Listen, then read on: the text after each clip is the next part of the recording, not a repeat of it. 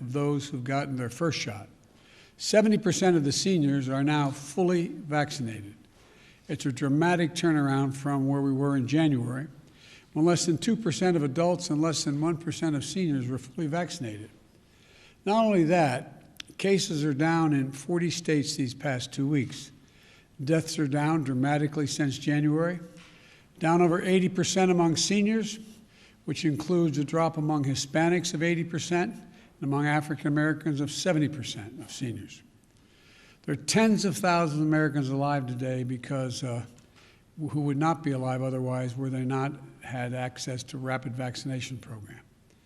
Moms and dads, sisters and brothers, grandparents, neighbors, old friends, they're around now, and thank God for that. Now, where do we go from here? Well, as we anticipated, the pace of vaccination is slowing now that the majority of American adults have already gotten their first shot. But we're still vaccinating millions of Americans every day. In fact, in the last 10 days, 1 out of every 10 adult Americans got a shot. But soon we'll have reached the adults who are most eager to get vaccinated. And at that point, this effort will shift to a new phase, which is what I want to talk about today. Our new phase will focus on 3 areas.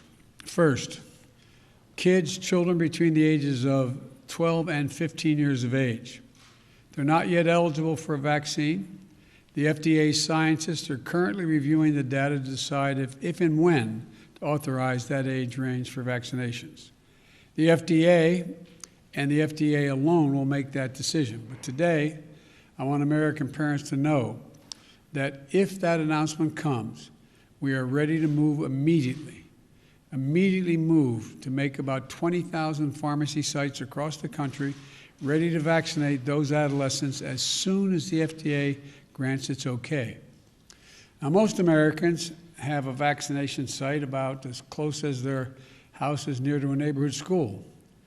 We're also going to slip vaccines directly to pediatricians, ship them to pediatricians during the following weeks, so parents and their children can talk to their family doctor about it and get the shot from a provider they trust the most. Easy, fast, and free. And if teens are on the move this summer, they can get their first shot in one place and a second shot elsewhere. We know that adolescents are at risk from COVID-19.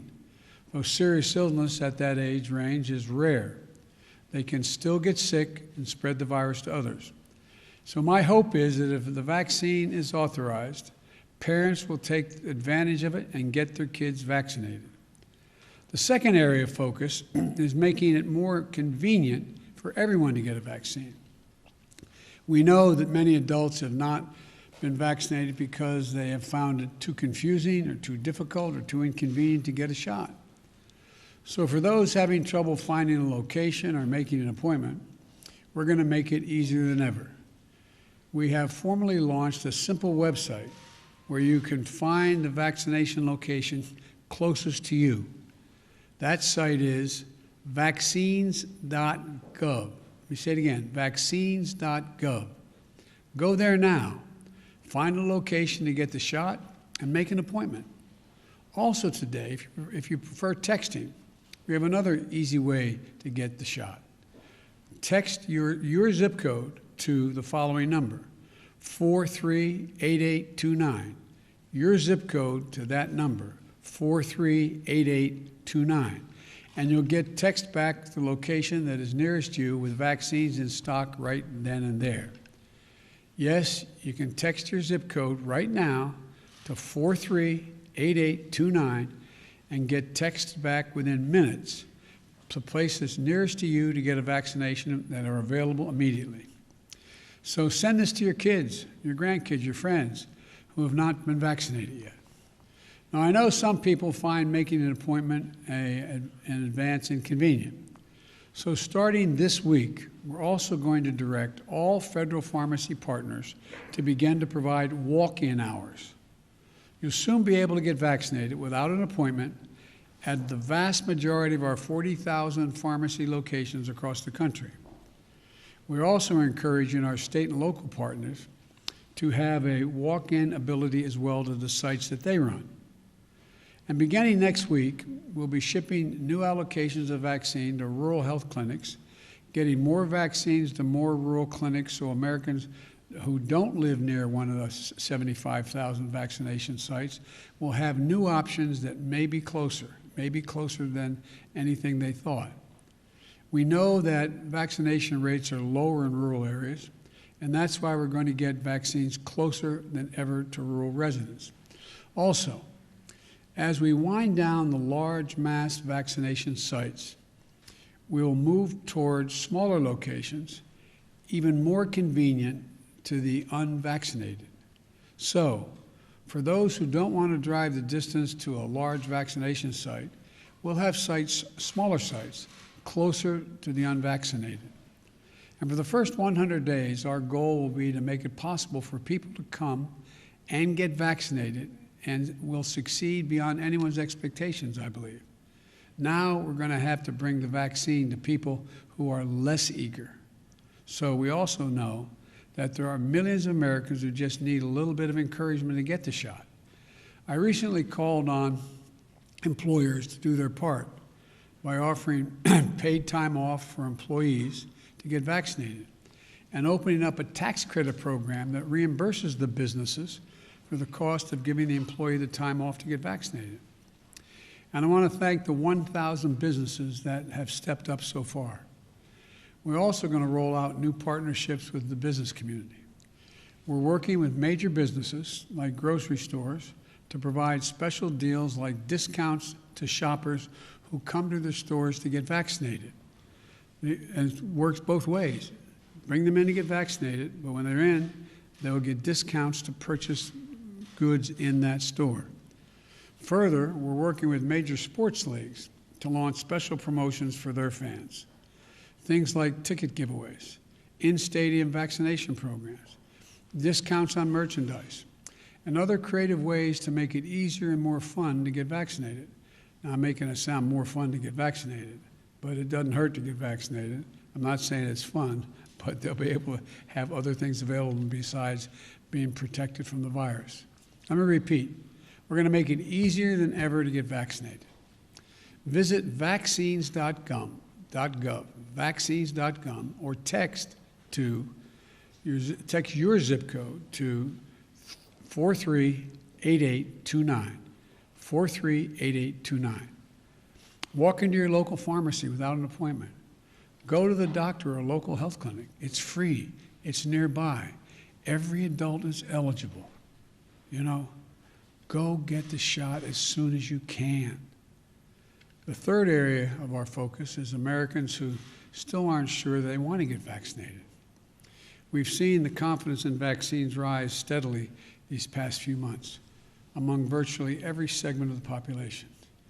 And as more and more Americans see their friends and family get vaccinated, they're making the choice to get vaccinated themselves. Democrats and Republicans, progressives, conservatives, people of all persuasions are getting vaccinated. In fact, the fact is that nearly 85% of seniors have had at least one vaccination shot, and the wide cross-section of the nation trusts the vaccine, regardless of race or ideology. Now, we need to make the same progress for those under 65 years of age. There are a lot of younger people, especially those in their 20s and 30s, who believe they don't need it. Well, I want to be absolutely clear. You do need to get vaccinated. Getting vaccinated not only protects you, it also reduces the risk that you give the virus to somebody else. It could save your life or the lives of people you love. We're still losing hundreds of Americans under 65 years of age every week, and many more are getting seriously ill from long stretches of the time. Look, even if your chance of getting seriously ill is low, why take the risk when you have a safe, free, and convenient way to prevent it? Additionally, we know that some people may need more information to decide whether to get the vaccine.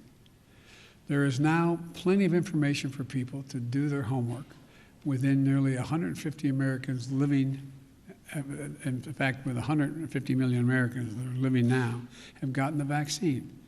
Talk to someone you trust, like your physician or your pharmacist, or people who have already been vaccinated.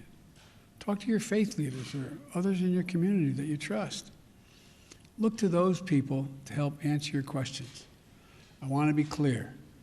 I've been saying this a long time, but I really believe this is not a Democrat or a Republican issue. Science behind the vaccines has been under development for decades. 2 of our vaccines were authorized under prior administrations, Republican administrations. My administration, the Democratic administration, is doing the work to get hundreds of millions of shots in arms. While we may not always agree on everything, this is one thing people across the political spectrum can agree on. So I want to thank prominent conservatives like Mitch McConnell and a large group of Republican members of Congress who have medical training, who have advanced getting vaccinated. I also want to thank the 105 million Americans of every background who are fully protected from one of the deadliest pandemics in our history. You know, there's a lot of misinformation out there, but there's one fact I want every American to know. People who are not fully vaccinated can still die every day from COVID-19. Look at the folks in your community who've gotten vaccinated and are getting back to living their lives, their full lives. Look at the grandparents united with their grandchildren, friends getting together again. This is your choice. It's life and death. And I hope everyone knows within themselves it makes the choice that it's going to help them and their loved ones be safe, get our businesses open again, and get us back to normal. Again, in the next 2 months, our focus is going to be on 3 groups: kids between 12 and 15 who are awaiting potential FDA authorization to get a shot, 2 adults who have had trouble locating a place to get a shot or who just haven't gotten around to it, and 3, those who need more convincing, being convinced of the necessity of getting the vaccine. As we turn to this new phase, we're also setting a new goal. 2 months from today, families across the country are going to celebrate the 4th of July. Our goal by July 4th is to have 70% of adult Americans with at least 1 shot and 160 million Americans fully vaccinated. That means giving close to 100 million shots, some first shots, others second shots, over the next 60 days. Of course, Americans can still get shots after July 4th, but no one should wait, and let's try to hit that 70% mark, at least with 1 shot before that day. It's another huge goal. And as you may remember, we were initially focused on getting enough vaccines for every adult. Well, we did that. We have enough vaccines. Now that we have the vaccine supply, we're focused on convincing even more Americans to show up and get the vaccine that is available to them. If we succeed in this effort, as we did with the last, then Americans will have taken a serious step towards a return to normal. That's July 4th. But we're not there yet. That's why I'm asking people to continue to follow the CDC guidelines as we work to get more people vaccinated. And to clear up any confusion, the good news is that last week the CDC said that vaccinated people do not need to wear their masks outside unless they're very crowded settings like a sporting event. And if we can continue to drive vaccinations up and caseloads down, we'll need our masks even less and less. I know it will take time to get everything back to normal. You know, we're all going to have to be patient with one another. Masks have needlessly divided this country. Masking, as directed, is a patriotic duty, but so too is treating each other with respect and patience. One final point. As I said in my address to Congress last week, Congress is going to be the arsenal for fighting COVID-19, just like we were for the arsenal for democracy in World War II. Not only because it will have kept us safe, but because it's who we are. Well, we've already committed to work to send 60 million doses of AstraZeneca vaccine to other countries, starting this month and into June. That means of all the vaccines we produced for the United States at that time, we'll have given about 10% to the rest of the world. It's a significant humanitarian commitment in addition to our funding of COVAX. And I'll have more to say about that soon. I'll conclude with this. The light at the end of the tunnel is actually growing brighter and brighter. So Americans have sacrificed and served to make this progress possible, showing the best of who we are as a people. We need you. We need you to bring it home. Get vaccinated. In 2 months, let's celebrate our independence as a nation and our independence from this virus. We can do this. We will do this. Thank you all. May God bless you and may God protect our troops. Thank you. Mr. President, how much harder will this next phase be for the vaccination campaign? I'm sorry, you're both speaking, one at a time. Okay, Mr. President, where are you sending the AstraZeneca doses first? What will be the criteria? Countries like India or Brazil that needs the most, or will be to We're helping Brazil, we're helping India significantly. I spoke to Prime Minister Modi. What he needs most is he needs the material and the parts to be able to have his machines that can make the vaccine work. We're sending him that. We're sending him oxygen. We're sending him a lot of the precursors. So we're doing a lot for India. With regard to the AstraZeneca vaccine, which we have sent that vaccine to Canada and to Mexico, and there are other countries that we're talking to now. As a matter of fact, I talked to a head of state today. I'm not prepared to announce who else we'll be giving the vaccine to, but we are going to, by the 4th of July, have sent about 10% of what we have to other nations, including some of the ones you mentioned. Mr. President, if this phase is not How successful, harder will this next phase be for the administration? How much harder compared to your first 100 days? Well, I think in one sense it's easier in that it's up to convincing the American people rather than guaranteeing them we'd have the supply for them. So that was really hard. It was really hard to get from, as that old expression, 0 to 60 miles an hour. It was very hard to get from a very low count to 600 million vaccines and then set up all the logistics. But I think what's going to happen, it's my prayer, that more and more people who get vaccinated are going to be listening to people who they love and are around, and they're going to say, why don't you just go ahead and do it? And there's some evidence. We still had a good dose of vaccine being administered the last 2 weeks, and it's still moving. But we know we're going to get to a place where the doubters exist, or the people who just are, I don't want to say lazy, just not sure how to get to where they want to go. It's going to be hard. So we're going to keep at it. We're going to keep at it. And I think at the end of the day, most people will be convinced by the fact that their failure to get the vaccine may cause other people to get sick and maybe die. Mr. President, if this phase... Let me finish here, okay? I promise I'll get to you. Okay, thank you. And so it's, in one sense, it's harder. I mean, it's easier because I don't have to put together this massive logistical effort. But in the other sense, it's harder. It's beyond my personal control. I could, not control, but I could arrange and make sure those other things happened if we did it well. I think we did. But it's going to be harder. Yes, ma'am. Thank you. If this phase is not successful, are there any circumstances under which you would require the vaccine for people to do certain things like travel? And if not, what more can you do beyond this?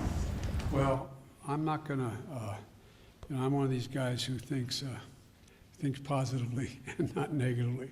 So there's more that we can do. One of the things we can do is we can continue to produce more of the vaccine, work harder to get it available to more people, and export a lot of that to help. Secondly, whether we're going to, I think that we're going to continue to, we're going to continue to try to bring in and effectively spokespersons to represent communities that in fact people listen to. And it's going to get more granular, I think, rather than large.